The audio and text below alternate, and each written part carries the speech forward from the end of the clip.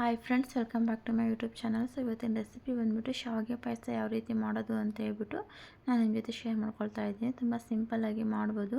So ಮದುವೆ ಮನೆಯಲ್ಲಿ ಎಲ್ಲರೂ ತಿಂದಿರ್ತೀರಲ್ವ, ಸೊ ಅದೇ ಟೇಸ್ಟ್ ಮನೇಲಿ ಯಾವ ರೀತಿ ಮಾಡೋದು ಅಂತ ಹೇಳ್ಬಿಟ್ಟು ನಾನು ನಿಮ್ಮ ಜೊತೆ ಶೇರ್ ಮಾಡ್ಕೊಳ್ತಾ ಇದ್ದೀನಿ. ಸೊ ನೀವೇನಾದರೂ ಫಸ್ಟ್ ಟೈಮ್ ನಮ್ಮ ವೀಡಿಯೋ ನೋಡ್ತಾ ಇದ್ದರೆ ಸಬ್ಸ್ಕ್ರೈಬ್ ಮಾಡ್ಕೊಂಡು ನೋಡಿ. ವಿಡಿಯೋ ಇಷ್ಟ ಆದರೆ ಲೈಕ್ ಮಾಡಿ, ಶೇರ್ ಮಾಡಿ, ಕಮೆಂಟ್ ಮಾಡಿ. ಇದೇ ರೀತಿ ನಮಗೆ ಸಪೋರ್ಟ್ ಮಾಡ್ತಾಯಿರಿ. ಸೊ ಬನ್ನಿ ಇವಾಗ ಯಾವ ರೀತಿ ಮಾಡೋದು ಅಂತ ಹೇಳ್ಬಿಟ್ಟು ನೋಡೋಣ. ನೋಡಿ, ನಾನಿಲ್ಲಿ ಒಂದು ಬಾಣಲಿ ಬಿಸಿ ಮಾಡೋಕ್ಕಿಟ್ಟಿದ್ದೆ. ಸೊ ಬಾಣಲಿ ಬಿಸಿ ಆದಮೇಲೆ ನಾನಿಲ್ಲಿ ಒಂದು 3 ಸ್ಪೂನಷ್ಟು ತುಪ್ಪನ ಹಾಕ್ಕೊಂಡಿದ್ದೀನಿ. ಸೊ ತುಪ್ಪ ಬಿಸಿ ಆದಮೇಲೆ ನಾವು ಇವಾಗ ಸ್ವಲ್ಪ ಗೋಡಂಬಿ ಮತ್ತು ದ್ರಾಕ್ಷಿನ ಹಾಕ್ಕೊಂಡು ಸ್ವಲ್ಪ ಹುರ್ಕೊಳ್ಬೇಕಾಗುತ್ತೆ. ನೋಡಿ, ಇದು ಗೋಡಂಬಿ ಮತ್ತು ದ್ರಾಕ್ಷಿ ಸ್ವಲ್ಪ ಕಲರ್ ಚೇಂಜ್ ಆಗೋವರೆಗೂ ಹುರ್ಕೊಳ್ಬೇಕು. ಸೊ ಲೋ ಫ್ಲೇಮಲ್ಲಿ ಇಟ್ಕೊಂಡು ಈ ರೀತಿಯಾಗಿ ಹುರ್ಕೊಳ್ಬೇಕು. ನೋಡಿ, ಈ ರೀತಿಯಾಗಿ ಕಲರ್ ಚೇಂಜ್ ಆಗ್ತಾ ಇದೆ ನೋಡಿ ಇವಾಗ. ಸೊ ಈ ರೀತಿಯಾಗಿ ಹುರ್ಕೊಬಿಟ್ಟು ನಾವು ಇವಾಗ ಒಂದು ಪ್ಲೇಟಲ್ಲಿ ಎತ್ತಿಟ್ಕೊಳ್ಬೇಕಾಗುತ್ತೆ ಸೈಡಲ್ಲಿ. ನೋಡಿ, ಇವಾಗ ಚೆನ್ನಾಗಿ ದ್ರಾಕ್ಷಿ ಎಲ್ಲ ಚೆನ್ನಾಗಿ ಫ್ರೈ ಆಗ್ತಾಯಿದೆ ನೋಡಿ. ಈ ರೀತಿಯಾಗಿ ಚೆನ್ನಾಗಿ ಹುರ್ಕೊಬಿಟ್ಟು ತುಪ್ಪದಲ್ಲೇ ಚೆನ್ನಾಗಿ ಹುರ್ಕೊಬಿಟ್ಟು ನಾವಿವಾಗ ಒಂದು ಪ್ಲೇಟಲ್ಲಿ ಎತ್ತಿಟ್ಕೊಳ್ಳೋಣ. ನೋಡಿ, ನಾವು ಶಾವಿಗೆ ಪಾಯಸ ಮಾಡೋದ್ರಿಂದ ಸ್ವಲ್ಪ ತುಪ್ಪ ಮತ್ತು ಹಾಲು ಸ್ವಲ್ಪ ಜಾಸ್ತಿ ಇದ್ದರೆ ಸ್ವಲ್ಪ ಟೇಸ್ಟು ಚೆನ್ನಾಗಿರುತ್ತೆ. ಹಾಗಾಗಿ ನಾನು ಇಲ್ಲೊಂದು 3 ಸ್ಪೂನಷ್ಟು ತುಪ್ಪನ ಹಾಕ್ಕೊಂಡಿದ್ದೀನಿ. ಸೊ ಇವಾಗ ನಾನು ಅದೇ ತುಪ್ಪಕ್ಕೆ ನಾನು ಇವಾಗ 1 ಕಪ್ಪಷ್ಟು ನಾನಿಲ್ಲಿ ಶಾವಿಗೆನ ಹಾಕ್ಕೊಳ್ತಾ ಇದ್ದೀನಿ. ಸೊ ಶಾವಿಗೆ ಹಾಕ್ಕೊಬಿಟ್ಟು ನಾವಿವಾಗ ಹೈ ಫ್ಲೇಮಲ್ಲೇ ಚೆನ್ನಾಗಿ ಹುರ್ಕೊಳ್ಬೇಕು. ಸ್ವಲ್ಪ ಕಲರ್ ಚೇಂಜ್ ಆಗೋವರೆಗೂ ಸಮೇತ ಹುರ್ಕೊಳ್ಬೇಕಾಗುತ್ತೆ. ನೋಡಿ, ನಾವು ಶಾವಿಗೆನ ತುಪ್ಪ ಹಾಕ್ಬಿಟ್ಟು ಹುರ್ಕೊಳ್ಳೋದ್ರಿಂದ ಸೊ ಪಾಯಸದ ಟೇಸ್ಟು ತುಂಬ ಸಖತ್ತಾಗಿ ಬರುತ್ತೆ. ಸೊ ಮದುವೆ ಮನೇಲೂ ಇದೇ ಥರನೇ ಮಾಡೋದು. ಸೊ ನೀವು ಈ ರೀತಿಯಾಗಿಯೇ ಮನೇಲಿ ಟ್ರೈ ಮಾಡಿ, ಸಖತ್ತಾಗಿರುವಂಥ ಪಾಯಸ ರೆಡಿ ಆಗುತ್ತೆ. ಸೊ ಈ ರೀತಿಯಾಗಿ ನೋಡಿ ಇವಾಗ ಕಲರ್ ಚೇಂಜ್ ಆಗ್ತಾ ಬರ್ತಾ ಇದೆಯಲ್ವಾ. ಸೊ ಈ ರೀತಿಯಾಗಿ ಸ್ವಲ್ಪ ನಾನು ತೊಗೊಂಡಿರೋದು ಸ್ವಲ್ಪ ಗೋಲ್ಡನ್ ಕಲರ್ ಶಾವಿಗೆ ಬಂದುಬಿಟ್ಟು ಇದು ಅರ್ಧ ಫ್ರೈ ಆಗಿರುತ್ತೆ. ಸೊ ನಾನಿಲ್ಲಿ ಲೈಟಾಗಿ ಸ್ವಲ್ಪ ಫ್ರೈ ಮಾಡ್ಕೊಳ್ತಾ ಇದ್ದೀನಿ. ಸೊ 1 ನಿಮಿಷ ಫ್ರೈ ಮಾಡಿಕೊಂಡ್ರೆ ಸಾಕು. ನೋಡಿ, ಇವಾಗ ಕಲರ್ ಚೇಂಜ್ ಆಗಿದೆಯಲ್ವಾ. ಇದಕ್ಕೆ ನಾನು ಇವಾಗ 1 ಗ್ಲಾಸ್ ಬಿಸಿ ನೀರನ್ನು ಹಾಕ್ಕೊಳ್ತಾ ಇದ್ದೀನಿ.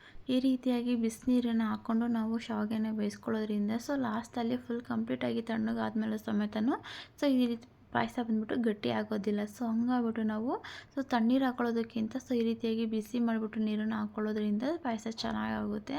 ನೋಡಿ, ಇವಾಗ ಸೊ ಬಿಸಿ ನೀರನ್ನು ಹಾಕ್ಕೊಬಿಟ್ಟು ನಾವಿವಾಗ ಶಾವಿಗೆನ ಚೆನ್ನಾಗಿ ಬೇಯಿಸ್ಕೊಳ್ಬೇಕು.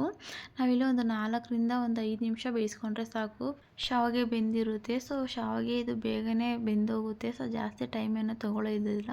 ಸೊ ಪಾಯಸ ಮಾಡೋದಕ್ಕೂ ಅಷ್ಟೇ ಒಂದು 5 ನಿಮಿಷ ಆದರೆ ಸಾಕು, ಬೇಗನೆ ರೆಡಿ ಆಗುತ್ತೆ. ನೋಡಿ, ಇವಾಗ ನಾನು ಒಂದು 2ರಿಂದ 3 ನಿಮಿಷ ನಾನು ಬೇಯಿಸ್ಕೊಂಡಿದ್ದೀನಿ. ನೋಡಿ, ಇವಾಗ ಶಾವಿಗೆ ಎಲ್ಲ ಚೆನ್ನಾಗಿ ಬೆಂದಿದೆ.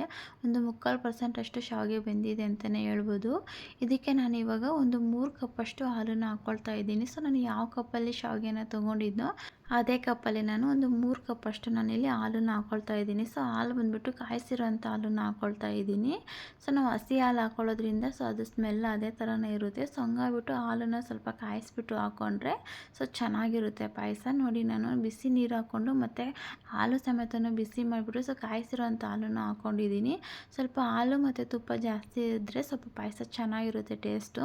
ನೆಕ್ಸ್ಟು ಅದೇ ಕಪ್ಪಲ್ಲಿ ನಾನಿಲ್ಲಿ ಒಂದು 3/4 ಕಪ್ಪಷ್ಟು ನಾನಿಲ್ಲಿ ಸಕ್ಕರೆನ ಹಾಕ್ಕೊಳ್ತಾ ಇದ್ದೀನಿ. ನೀವು ಸ್ವೀಟ್ನ ನೋಡ್ಕೊಬಿಟ್ಟು ನೀವು ಸಕ್ಕರೆನ ಹಾಕ್ಕೊಳ್ಬೋದು. ನಾವು ಸ್ವಲ್ಪ ಜಾಸ್ತಿ ಸ್ವೀಟ್ ಬೇಕು ಅಂದರೆ ಸ್ವಲ್ಪ ಹಾಕ್ಕೊಳ್ಳಿ. ನಾನಿಲ್ಲಿ ಒಂದು 3/4 ಬಟ್ಲಷ್ಟು ನಾನಿಲ್ಲಿ ಸಕ್ಕರೆನ ಹಾಕ್ಕೊಂಡಿದ್ದೀನಿ. ಸೊ ಇವಾಗೆಲ್ಲನೂ ಒಂದು ಸಲ ಚೆನ್ನಾಗಿ ಮಿಕ್ಸ್ ಮಾಡಿಕೊಂಡು ಒಂದು 2 ಕುದಿ ಬರೋವರೆಗೂ ಕುದಿಸ್ಕೊಳ್ಬೇಕಾಗುತ್ತೆ. ನೋಡಿ, ಆಲ್ರೆಡಿ ಶಾವಿಗೆ ಬೆಂದಿರುತ್ತಲ್ವ.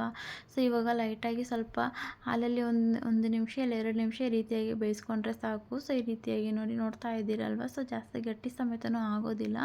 ಸೊ 1 ನಿಮಿಷ ಇಲ್ಲ 2 ನಿಮಿಷ ಬೇಯಿಸ್ಕೊಂಡ್ರೆ ಸಾಕು, ಕಂಪ್ಲೀಟಾಗಿ ಚೆನ್ನಾಗಿ ಬೇಯುತ್ತೆ ಶಾವಿಗೆ. ನೆಕ್ಸ್ಟ್ ಇದಕ್ಕೆ ನಾನು ಒಂದು ಅರ್ಧ ಸ್ಪೂನಷ್ಟು ಇಲ್ಲಿ ಏಲಕ್ಕಿ ಪುಡಿನ ಹಾಕ್ಕೊಳ್ತಾ ಇದ್ದೀನಿ. ಸೊ ಏಲಕ್ಕಿ ಪುಡಿ ಹಾಕ್ಕೊಳ್ಳೋದ್ರಿಂದ ಸ್ಮೆಲ್ಲು ಚೆನ್ನಾಗಿರುತ್ತೆ. ಸೊ ಇದನ್ನು ಈ ರೀತಿಯಾಗಿ ಚೆನ್ನಾಗಿ ಒಂದು ಸಲ ಮಿಕ್ಸ್ ಮಾಡ್ಕೊಳ್ಳಿ. ಈ ರೀತಿಯಾಗಿ ನಾವು ಪಾಯಸನ ಮಾಡೋದ್ರಿಂದ ಸೊ ಫುಲ್ ಕಂಪ್ಲೀಟಾಗಿ ತಣ್ಣಗಾದ್ಮೇಲೆ ಸಮೇತನೂ ಗಟ್ಟಿ ಆಗೋದಿಲ್ಲ.